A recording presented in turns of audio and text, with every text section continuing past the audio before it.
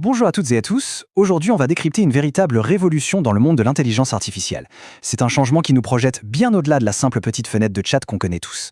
On s'est habitué à voir l'IA comme une sorte de conversation. On pose une question, on a une réponse. Mais imaginez une seconde. Qu'est-ce qui se passe quand elle arrête d'attendre nos instructions et qu'elle commence à prendre les devants? C'est ça, le changement fondamental. On est en train de basculer d'une IA réactive, qui attend nos ordres, à une IA proactive. On passe d'un oracle qu'on interroge à un véritable collaborateur qui agit. Allez, on plonge dans le concret. L'ère du prompt engineering, cette obsession pour trouver la bonne question à poser, est en train de se terminer. On assiste littéralement à la mort de la boîte de dialogue. D'après le très influent fonds d'investissement Andreessen Horowitz, 2026, c'est la fin du prompt pour le grand public. L'IA va devenir ce partenaire invisible, proactif, qui s'intègre partout dans notre vie numérique sans même qu'on s'en rende compte.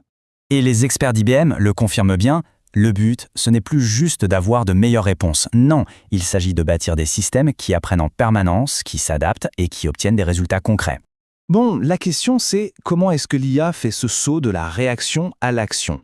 Eh bien, pour agir toute seule, elle a dû apprendre à penser et à planifier. Et pour ça, il y a un concept clé, c'est ce qu'on appelle l'IA de système 2. Et là, c'est un bond de géant. Au lieu de cracher des réponses instantanées, ces nouveaux modèles prennent un temps pour réfléchir. C'est-à-dire qu'ils analysent le problème, ils vérifient leur propre logique, ils simulent même des solutions avant de donner une réponse.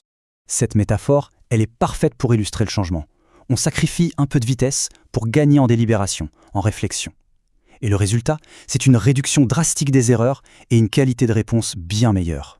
Ce qui est fascinant, c'est qu'on voit déjà cette architecture de pensée en action. Beaucoup de ces modèles utilisent une architecture MOE pour Mixture of Experts, ce qui leur permet d'être super efficaces en n'activant qu'une petite partie de leurs neurones à la fois. Kimi K2, par exemple, est vraiment conçu pour ce raisonnement pas à pas, tandis que Qwen, lui, mise tout sur une efficacité extrême. Alors, une fois que l'IA est capable de penser et de planifier, l'étape logique suivante, c'est qu'elle agisse. Et c'est là qu'on assiste à une véritable explosion des agents autonomes. En gros, ces agents, ce sont un peu nos nouveaux collègues numériques. Ils peuvent interagir avec des logiciels, avec d'autres IA pour faire avancer les choses sans qu'on ait besoin d'être constamment derrière eux. Ce sont en quelque sorte les bras et les jambes de l'IA. Le processus est à la fois simple et hyper puissant. Regardez, on donne un objectif général à l'agent, lui se charge de créer un plan d'action, il l'exécute en utilisant les outils nécessaires, et à la fin, il analyse le résultat pour faire encore mieux la prochaine fois. Et ce qu'ils peuvent faire est juste énorme. On parle d'agents qui peuvent tout aussi bien réserver un billet d'avion que mener une analyse de données scientifiques complexes. Ils peuvent même, et c'est ça qui est fou, prendre le contrôle de l'interface d'un ordinateur.